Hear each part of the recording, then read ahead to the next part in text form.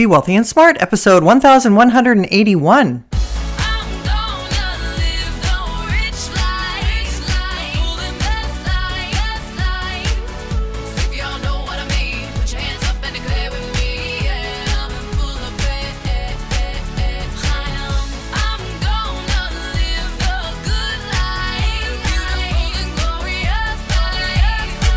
Step into a world of wealth and financial freedom without budgets, boredom, or bosses on Be Wealthy and Smart. And now, here's your host, Linda P. Jones.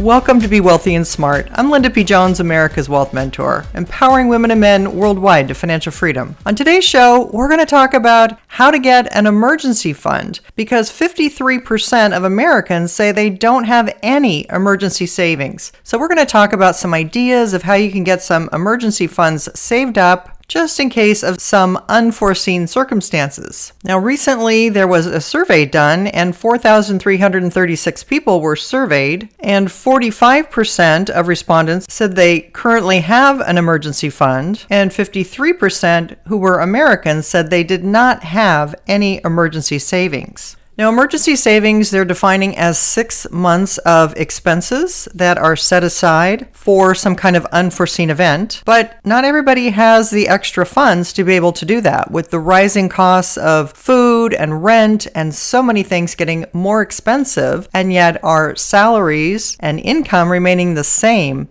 it becomes more difficult for people to set aside those emergency funds. So that's why we need to talk about some creative ideas that you might be able to use to come up with some emergency savings funds. But before we do that, let's look at who is saving and who isn't saving and what they have in common. Those earning six-figure salaries are 3 times as likely to have an emergency fund as those who earn less than $50,000 a year, according to the survey, which is no surprise. Obviously, they have more disposable income, so it makes sense that they would more likely have an emergency fund. The way it breaks out is people below $50,000 of income, about 24% have an emergency fund.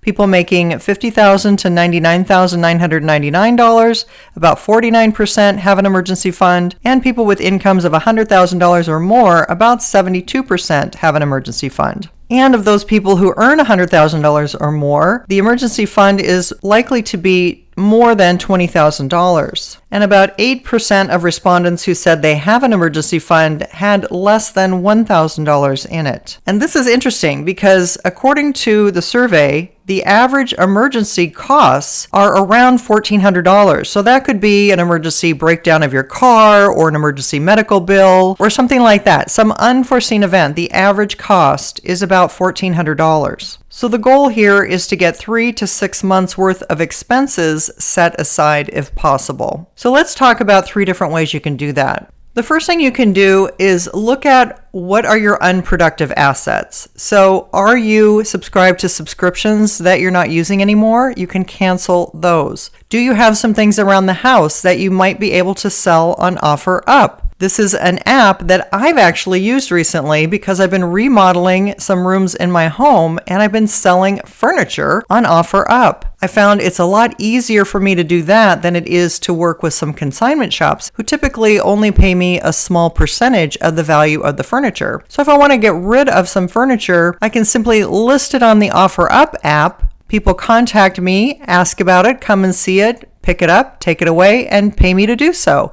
And it's been super easy and great. You can sell just about anything on OfferUp. Now, as I said, I've been using it for furniture, but there's listings for just about everything, for sports equipment, for automobile equipment and parts. Just about anything you can think of is on OfferUp, but it especially is good for local people to come by and pick up heavy things that you can't normally ship. And a lot of people use their local Facebook pages to do this as well. And you certainly can do that. The second idea I have for you is to use any extra cash that you get to put into your savings account. So if you get birthday checks, if you get bonuses, if you get tax refunds, any extra sources of cash that you get, you can put them into your special emergency savings fund. I have a friend who sells her clothes on the Real app, and she makes about $2,000 a month selling designer clothes that she finds around town. She shops in secondhand shops and places where they sell clothing and designer accessories, and she literally has a side business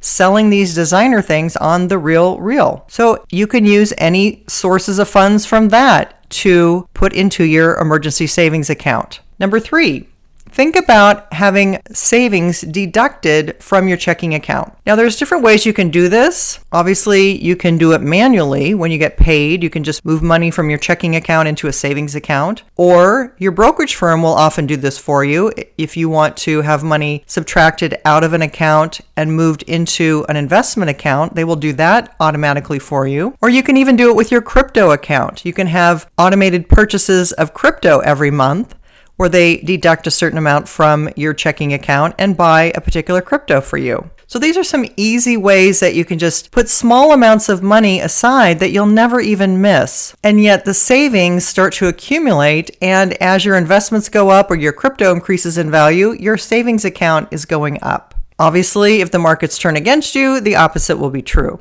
So those are some ideas of how to get an emergency savings fund if you don't have one already. As a backup, if you don't have one, if you have some credit available, that will obviously be helpful to you. If you can get low interest rate credit, like a home equity line of credit or something like that, that would be preferable to having to use high interest rate credit cards. But nonetheless, you want to try to set aside some sort of savings so in case of emergency, you have money to draw on. For more personal finance ideas, check out my podcasts at lindapjones.com/podcasts.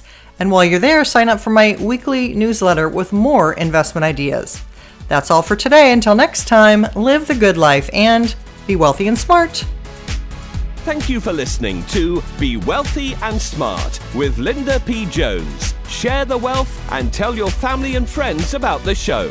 Check out our website, blog, and social media for more riches at www.bewealthyandsmart.com.